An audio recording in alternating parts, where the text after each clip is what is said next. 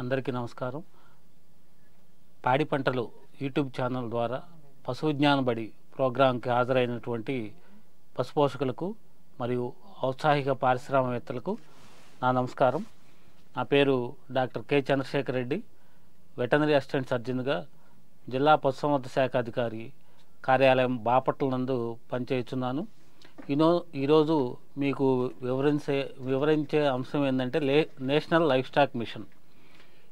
ఈ national Livestock machine అంటే ఏంది, ఈ నేషనల్ లైఫ్ స్టాక్ మిషన్ యొక్క ముఖ్య ఉద్దేశం ఏమిటి, దీని ద్వారా జరపడే కార్యక్రమాలు ఏంటి, అలాగే వీటిలో ఉన్నటువంటి అంశాల ద్వారా మనం ఏ విధంగా లబ్ధి పొందవచ్చు, తర్వాత ఏ విధంగా మనం రుణానికి అప్లై చేసుకోవాలి, మరి ఏ విధంగా సబ్సిడీకి అప్లై చేసుకోవాలి, అలాగే ఎటువంటి డాక్యుమెంట్స్ కావాలి, ఏ విధంగా మనం అప్లై చేసుకోవాలనే కార్యక్రమాలని ఈ ఛానల్ ద్వారా మీకు వివరిస్తాను. నేషనల్ లైఫ్ స్టాక్ మిషన్ అనేది 2014లో ప్రవేశపెట్టడం జరిగింది. ఆ తర్వాత ఇది మాడిఫైడ్ గైడ్లైన్స్ అయి ఫుల్గా మనకి ఫోర్స్లోకి 2020-21 నుంచి వచ్చింది. దీని యొక్క ముఖ్య ఉద్దేశం ఏంటంటే ఎంటర్‌ప్రెన్యూర్ డెవలప్మెంట్. మనకి ఔత్సాహిక మనకి గ్రామీణ ప్రాంతాల్లో ఉన్నటువంటి రైతులకు మరియు నిరుద్యోగులకు, ఇంకా చిన్న సన్నకారు రైతులకు మనకి ఈ కార్యక్రమం ద్వారా వాళ్ళకి పారిశ్రామికవేత్తలుగా తీర్చిదిద్దడం, అలాగే తద్వారా ఎంప్లాయ్మెంట్ జనరేషన్ చేయటం యొక్క ముఖ్య ఉద్దేశం. తద్వారా మరియు ప్రొడక్టివిటీని కూడా మనకి పెంచడం జరుగుతుంది. ఎందుకంటే యానిమల్స్ మనకి ఎక్కువగా పెరగటం వల్ల మాంసము మరియు మేకపాలు, అలాగే కోడిగుడ్లు, ఊలు పెంచడం, తద్వారా ఇక్కడ ఉన్న మన అవసరాలకు సరిపోను మిగతా ఎంత ఎక్స్పోర్ట్ చేయటం కోసమే ఈ నేషనల్ లైఫ్ స్టాక్ మిషన్ యొక్క ముఖ్య ఉద్దేశం. దీంట్లో గ్రామీణ ప్రాంతాల్లో ఎక్కువగా పశుపోషణ ద్వారా ఆర్థిక పురోభివృద్ధి కోసం జాతీయ స్థాయి నిధులతో మరియు 25-26 సంవత్సరం కాల పరిమితి వరకు వ్యాపారవేత్తలను ప్రోత్సహించడం కోసమే దీన్ని ప్రవేశపెట్టారు. వీటిలో ముఖ్యంగా గొర్రెలు, మేకల పెంపకం, కోళ్ల పెంపకం మరియు పందుల పెంపకం, పశుగ్రాస దాణ తయారీలో శాస్త్రీయ యాజమాన్య పద్ధతులు పాటించడం ద్వారా మనకి గ్రామీణ ప్రాంతాల్లో ఉన్నటువంటి రైతులను మనకి వ్యాపారవేత్తలను ఒక ఇండస్ట్రీని స్థాపించడం ద్వారా తీసుకొచ్చి పాలు, గుడ్లు మరియు మాంసం ఉత్పత్తికి, వాటికి మార్కెటింగ్ సౌకర్యాలు మరియు ఉపాధి అవకాశాలు పెంచాలనే ముఖ్య ఉద్దేశం అండి ఇది నేషనల్ లైఫ్ స్టాక్ మిషన్.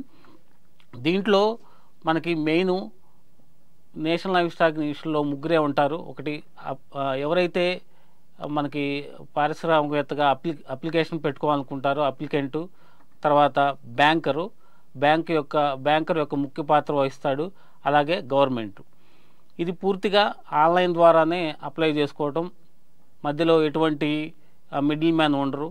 అప్లికెంటు అతను ఏ యూనిట్ పెట్టాలనుకుంటున్నారో దాన్ని క్షుణ్ణంగా అధ్యయనం చేసి ఆన్లైన్ ద్వారా మీరు అప్లికేషన్ పెట్టుకుంటే అది ఆ స్టేట్కు సంబంధించినటువంటి ఆ స్టేట్ డిపార్ట్మెంటు పశుసంవర్ధక శాఖ వివిధ రాష్ట్రాల్లో ఉన్న ఆ స్టేట్లకి వెళ్ళిపోద్ది.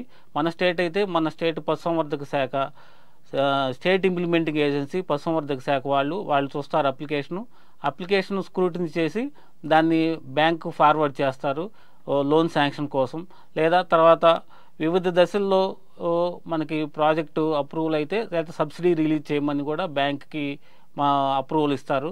బ్యాంక్ మీకు బ్యాంక్ ఏం చేస్తుందంటే లోన్ రిలీజ్ చేసిద్ది లేదా సబ్సిడీ రిలీజ్ చేసిద్ది. అంటే ఇక్కడ నేషనల్ లైఫ్ స్టాక్ మిషన్లో మనకి ఈ ముగ్గురే ఉంటారు. అప్లికెంటు, ఎవరైతే అప్లికేషన్ పెట్టదలుచుకున్న వాళ్ళు, తర్వాత గవర్నమెంటు, తర్వాత బ్యాంకరు, ఈ ముగ్గురు కీలక పాత్ర వహిస్తూ ఉంటారు.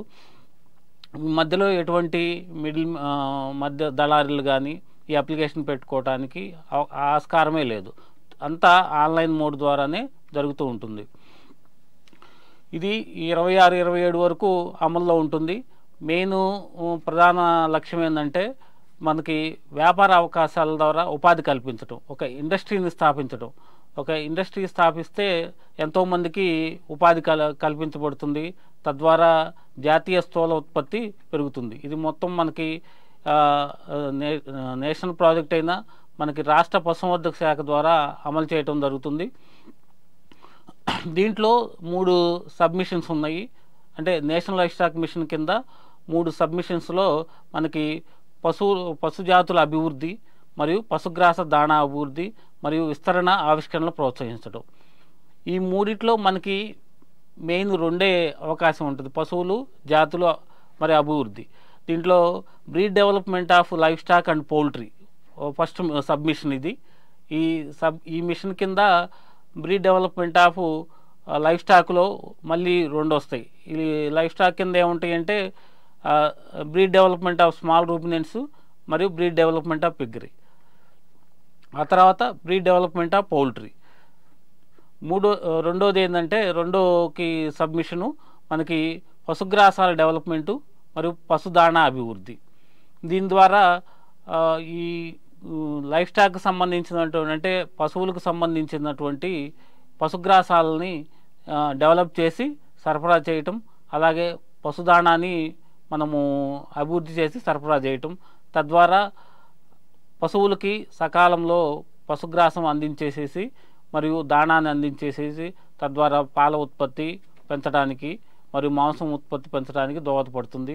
మూడో మిషన్ ఏంటంటే విస్తరణ మరియు ఆవిష్కరణలు ప్రోత్సహించడం.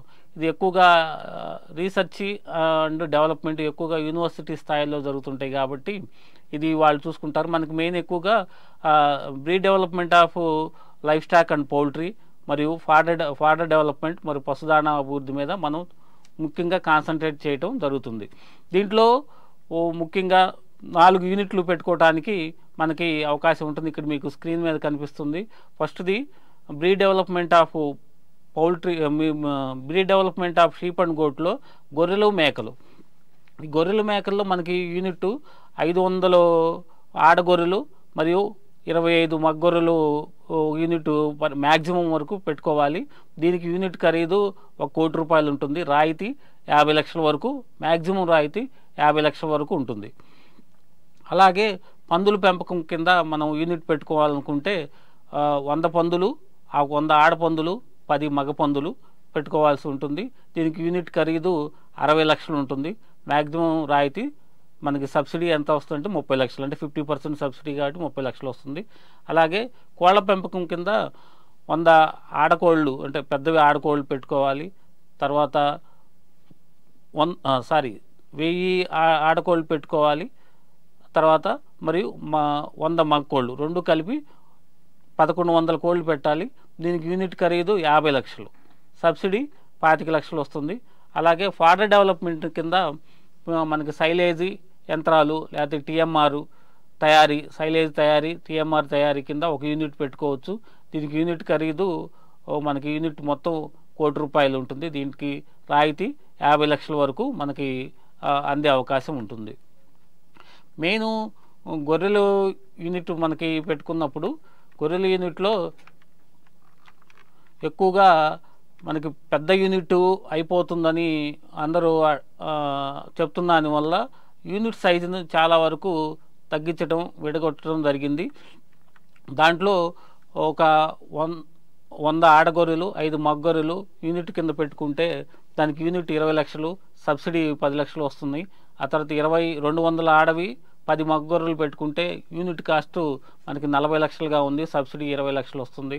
ఆ తర్వాత 300 ఆడగొర్రెలు, దానికి 15 మగ్గొర్రెలు పెట్టుకుంటే 30 లక్షలు, 60 లక్షలు మనకి యూనిట్ కాస్ట్, దానికి సబ్సిడీ 30 లక్షలు వస్తుంది. ఆ తర్వాత 400 ఆడగొర్రెలు, వాటికి కలిపి 20 మగ్గొర్రెలు పెట్టుకోవాలి. ఇది యూనిట్ కాస్ట్ 80 లక్షలుగా ఉంటుంది, సబ్సిడీ మనకి 40 లక్షలు వస్తుంది. ఇంకా మ్యాక్సిమం మనకి ఎక్కువ సబ్సిడీ కావాలనుకుంటే 500 ఆడగొర్రెలు, 25 మగ్గొర్రెలు పెట్టుకుంటే మనకి 50 లక్షల సబ్సిడీ. యూనిట్ కాస్ట్ మనకి 1 కోటి రూపాయలు ఉంది కాబట్టి 50 లక్షలు మనకి సబ్సిడీ వస్తుంది. ఇది మెయిన్ ఈ గొర్రెల మేకల యొక్క ఇది మనము యూనిట్ పెట్టుకున్నప్పుడు వాటిని పునరుత్పత్తి మాత్రమే చేయాల్సి ఉంటుంది.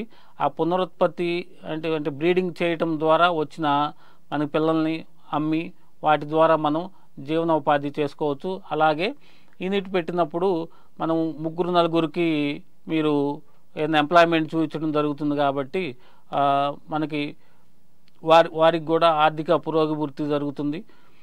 ఈ యూనిట్లో మీకు జీరో గ్రేజింగ్ జరుగుతుంది కాబట్టి ఎక్కువగా మీకు మరణాలు కూడా ఉండవు. తర్వాత మీరు శాస్త్రీయ పద్ధతులు పాటిస్తారు కాబట్టి మనకి ఎక్కువగా యానిమల్ ప్రోడక్ట్స్ ఎక్కువగా వచ్చే అవకాశం ఉంటుంది. తద్వారా మీరు వ్యాపారవేత్తలుగా అయ్యే అవకాశం ఉంటుంది.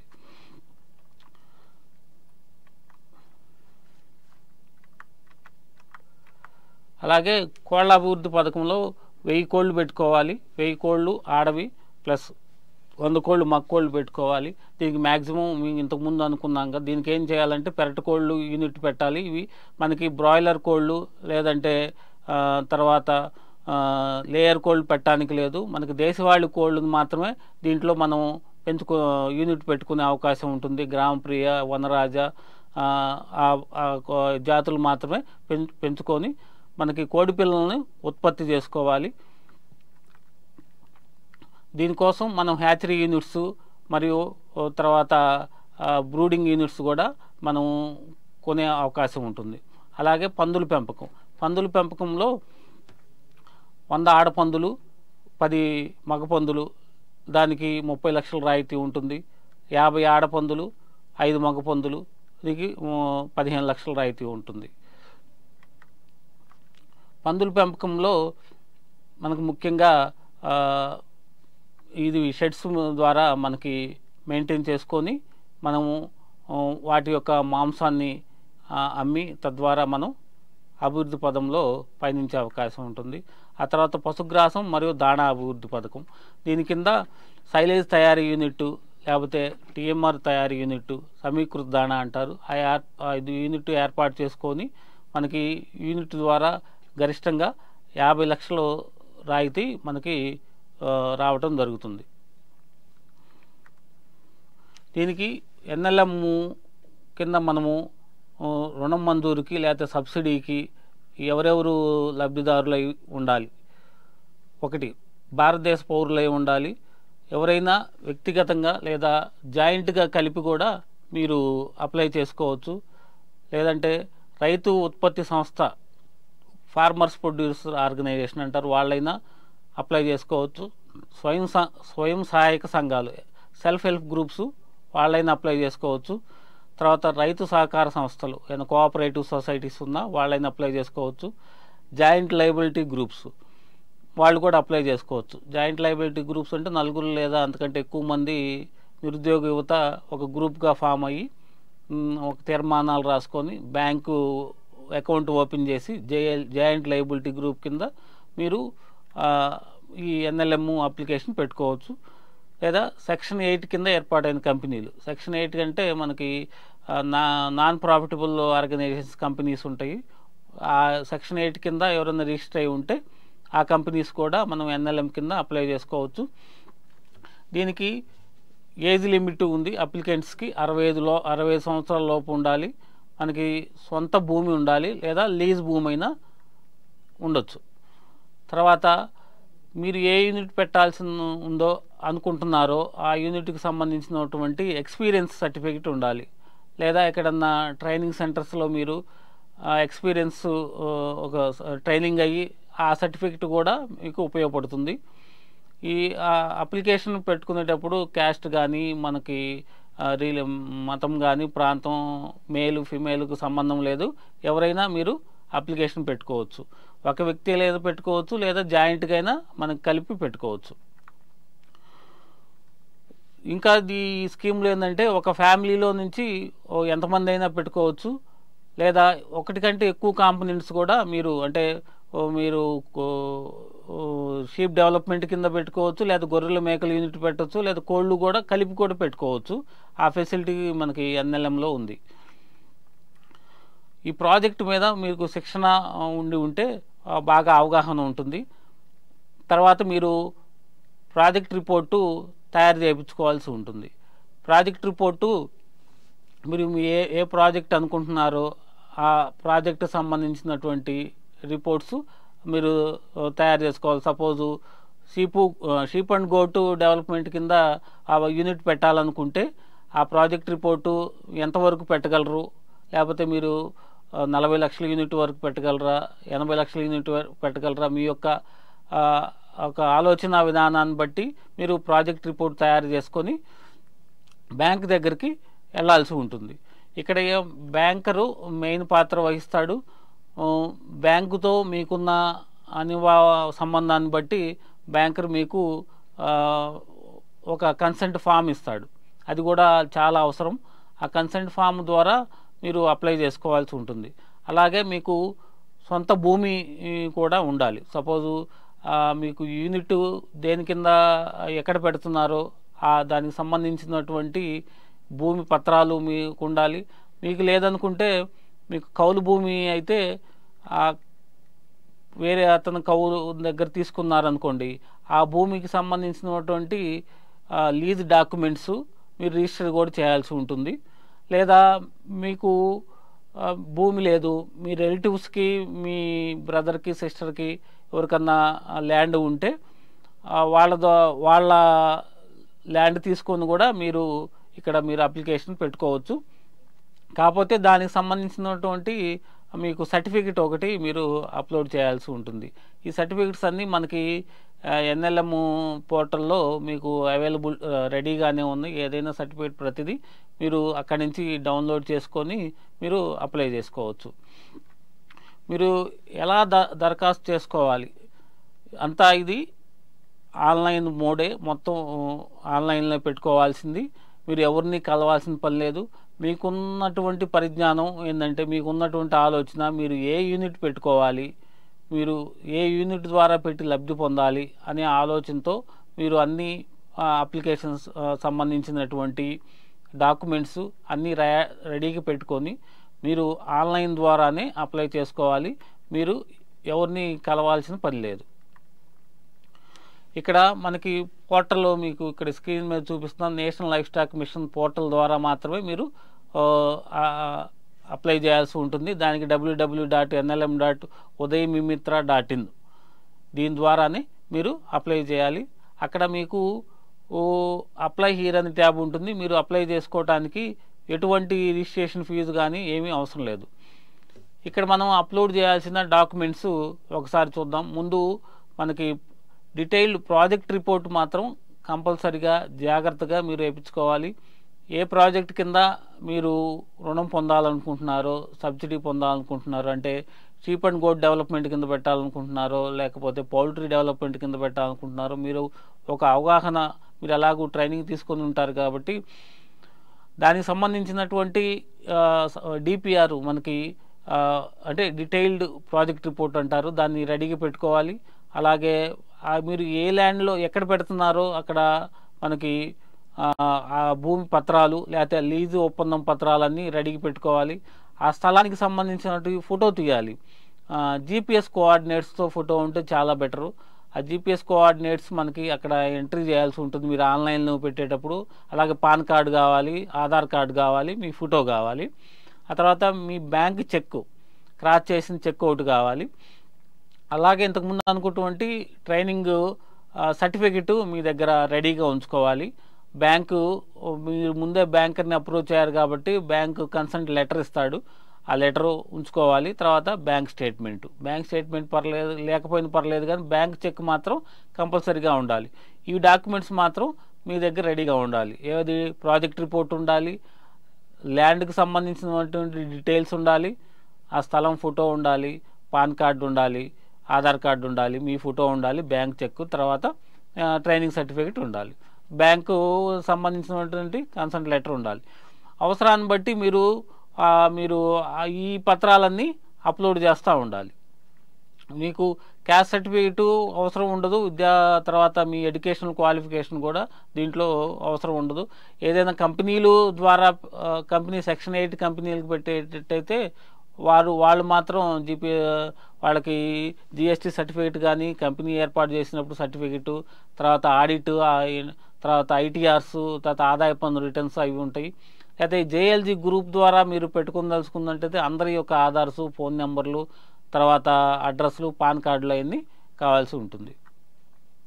దీంట్లో సబ్సిడీ ఎట్లా రిలీజ్ చేస్తారంటే ఇది పూర్తిగా బ్యాక్ అండ్ సబ్సిడీ అండి. దీంట్లో ఏ యూనిట్ పెట్టినా మీరు డిపిఆర్లో పెట్టిన దాన్ని బట్టే మీకు సబ్సిడీ రిలీజ్ అవుద్ది. సపోజ్ మీరు డిపిఆర్ అంతా తయారు చేసిన తర్వాత మీకు 80 లక్షలే వచ్చింది అనుకోండి ఆ డిపిఆర్లో 80 లక్షల్లో మీకు 50% సబ్సిడీ అంటే 40 లక్షల సబ్సిడీకి మీకు ఎలిజిబిలిటీ ఉంటుంది.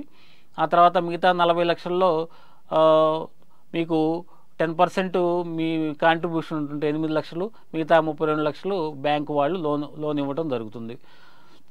అందుకని ఈ సబ్సిడీ రిలీజ్ కూడా మీకు 2 దఫాలుగా జరుగుతుంది. ఇది పూర్తిగా బ్యాక్ అండ్ సబ్సిడీ. మొదటి దఫా సబ్సిడీ మొత్తం మీకు బ్యాంక్ వాళ్ళు లోన్ ఇచ్చిన తర్వాత వాళ్ళ యొక్క డీటెయిల్స్ ఆన్లైన్లో అప్లోడ్ చేసిన తర్వాత మీకు ఫస్ట్ సబ్సిడీ రిలీజ్ చేయడం జరుగుతుంది.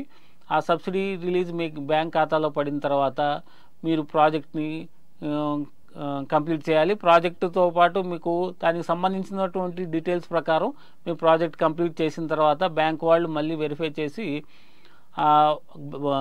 ప్రాజెక్ట్ కంప్లీషన్ సర్టిఫికేట్ మీకు బ్యాంక్ పోర్టల్ ద్వారా అప్లోడ్ చేసిన తర్వాత మీకు సెకండ్ ఇన్స్టాల్మెంట్ సబ్సిడీ రిలీజ్ అవుతుంది. అప్పుడు మీకు మొత్తం మీకు ప్రాజెక్ట్ కంప్లీట్ అయినట్టు లెక్క. ఇప్పుడు అప్లై మనం స్టెప్ బై స్టెప్ చూద్దాము. ఇక్కడ చూడండి nlm.udaymeemitra.in వెళ్ళిన తర్వాత మీకు రైట్ సైడ్ టాప్ కార్నర్లో లాగిన్ ఉంటుంది. లాగిన్ క్లిక్ చేయాలి. లాగిన్ క్లిక్ చేసిన తర్వాత మీకు 2 ట్యాబ్స్ వస్తాయి. తర్వాత ఎంటర్ప్రెన్యూరు, తర్వాత గవర్నమెంట్ ఏజెన్సీ లేకపోతే అదర్ ఏజెన్సీ వస్తుంది. మీరు లాగిన్ యాజ్ ఎంటర్ప్రెన్యూర్ కింద మీరు లాగిన్ అవ్వండి. మీకు దాని మీద క్లిక్ చేయండి. ఆ తర్వాత మీ మొబైల్ నెంబర్ ఇవ్వాల్సి ఉంటుంది. మీ మొబైల్కి ఓటీపీ వస్తుంది. ఓటీపీ ఎంటర్ చేసిన తర్వాత మీకు ఇక్కడ 5 ట్యాబ్స్ వస్తాయి. మీ అప్లికేషన్ డీటెయిల్స్, తర్వాత బ్యాంక్ డీటెయిల్స్, మీ ప్రాజెక్ట్ డీటెయిల్స్, తర్వాత డాక్యుమెంట్స్ అప్లోడ్ చేయాలని అడుగుతుంది. తర్వాత ఫైనల్ సబ్మిషన్ ఉంటుంది. అప్లికేషన్ డీటెయిల్స్ మీ డీటెయిల్స్ ఇవ్వాల్సి ఉంటుంది. తర్వాత మీ అడ్రస్ ప్రూఫ్, మీ అడ్రస్, తర్వాత మీ ఆధార్ కార్డు అన్ని డీటెయిల్స్ దాంట్లో ఎంటర్ చేయాలి. ఆ తర్వాత మీకు ప్రాజెక్ట్ డీటెయిల్స్లో మీ ప్రాజెక్ట్ ఎక్కడ పెడుతున్నారు దాని అడ్రస్ ఇవ్వాల్సి ఉంటుంది. తర్వాత బ్రీఫ్ డిస్క్రిప్షన్ మీకు ఏ ప్రాజెక్ట్ పెడుతున్నారో ఆ ప్రాజెక్ట్ సంబంధించినటువంటి చిన్న బ్రీఫ్ డిస్క్రిప్షన్ అక్కడ టైప్ చేయాల్సి ఉంటుంది. అలాగే మీకు ఏ అడ్రస్లో మీరు యూనిట్ పెడుతున్నారో దానికి సంబంధించినటువంటి జీపీఎస్ లొకేషన్ డీటెయిల్స్ కూడా ఇవ్వాల్సి ఉంటుంది.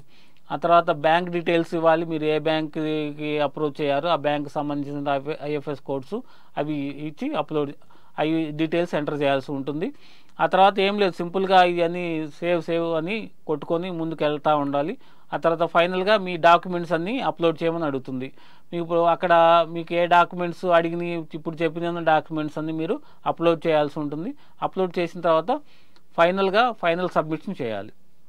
ఒక్కొక్కటి అన్ని డాక్యుమెంట్స్ మీరు అన్ని పత్రాలు ఒక్కొక్కటిగా అప్లోడ్ చేయాలి.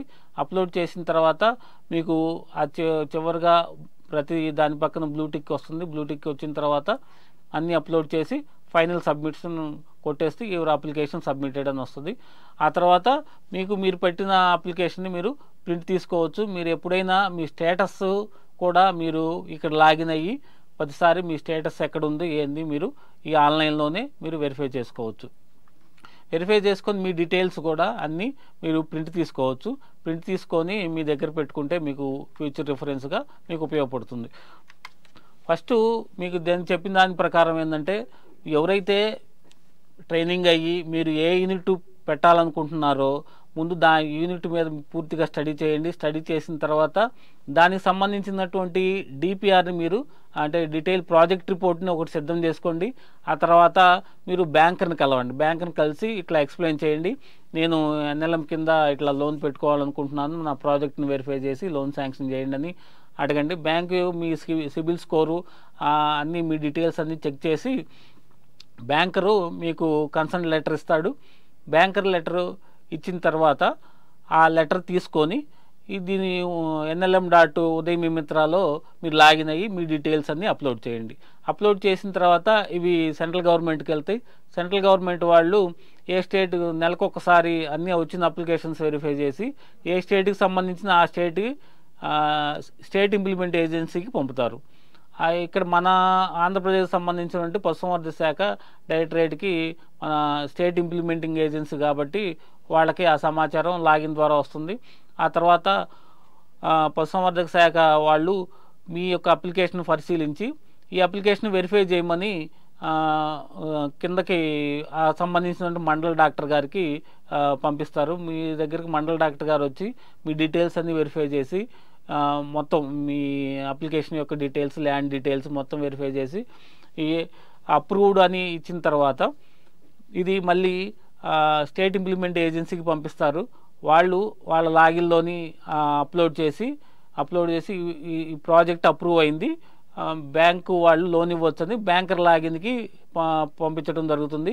బ్యాంకు వాళ్ళు వెరిఫై చేసి మీతో మాట్లాడి మీకు సంబంధించినటువంటి లోను డీటెయిల్స్ అన్నీ మీకు తెప్పించుకొని వాళ్ళ అడిగిన డాక్యుమెంట్స్ అన్నీ మీరు ఇచ్చేసి మీకు లోన్ శాంక్షన్ చేయించుకోవాలి.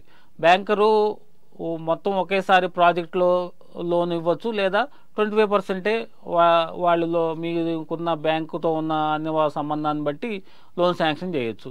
మీకు లోన్ శాంక్షన్ చేసిన తర్వాత మీరు ఇప్పుడు ఏ ప్రాజెక్ట్ సంబంధించి అయితే ఆ ప్రాజెక్టు ముందు షెడ్స్ మీరు స్టార్ట్ చేయాల్సి ఉంటుంది. బ్యాంక్ వాళ్ళు లోన్ శాంక్షన్ చేసాము మీ వ్యక్తికి, మీరు సబ్సిడీ రిలీజ్ అయ్యింది అని మళ్ళీ స్టేట్ ఇంప్లిమెంట్ ఏజెన్సీకి పంపిస్తారు.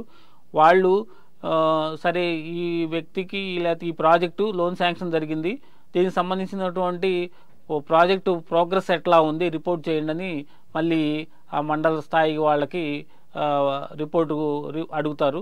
వాళ్ళు మళ్ళీ వెరిఫై చేసి ప్రాజెక్ట్ బిల్డింగ్స్ అన్నీ కట్టి ఉంటే ఓకే అని చెప్పి వాళ్ళు రిపోర్ట్ పంపించిన తర్వాత స్టేట్ ఇంప్లిమెంటింగ్ ఏజెన్సీ వాళ్ళు సెంట్రల్ గవర్నమెంట్కి పంపించేసేసి వీళ్ళకి ఫస్ట్ ఇన్స్టాల్మెంట్ రిలీజ్ చేయండి అని రిక్వెస్ట్ పెడతారు.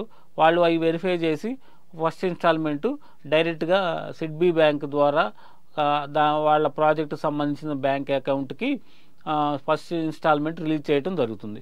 ఫస్ట్ ఇన్స్టాల్మెంట్ వచ్చిన తర్వాత అప్లికెంట్ ఏం చేయాలంటే, ఇప్పుడు షెడ్స్ కట్టేశారు కాబట్టి ప్రాజెక్ట్లో నెక్స్ట్ యానిమల్స్ని పర్చేజ్ చేయాలి, యానిమల్స్ కొనుగోలు చేయాలి.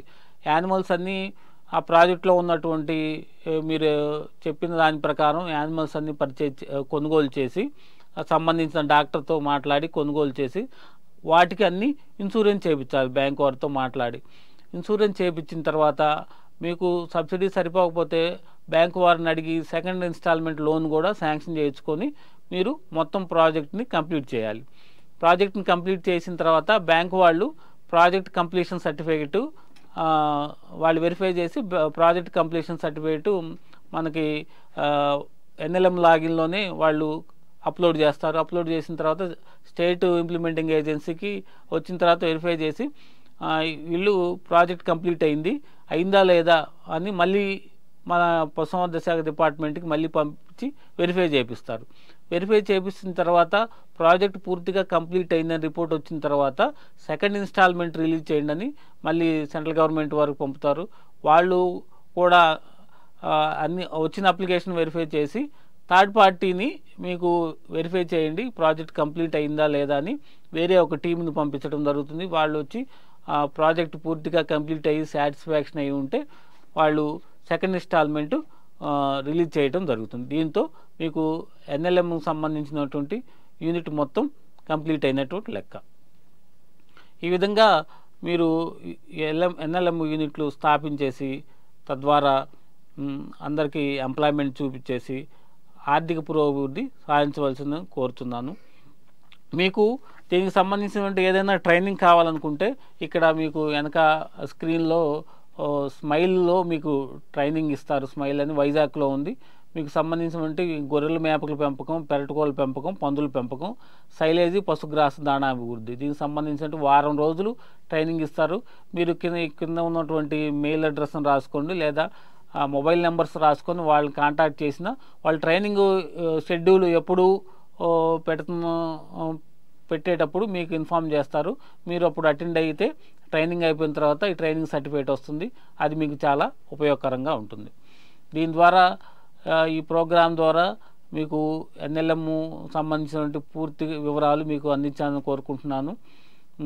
మీరు ఈ ప్రోగ్రాం చూసినందుకు మీకు ధన్యవాదాలు. అలాగే ఈ పాడి పంటల ఛానల్ వారు కూడా నా ధన్యవాదాలు తెలియజేస్తూ ఇంతటితో ముగిస్తున్నాను.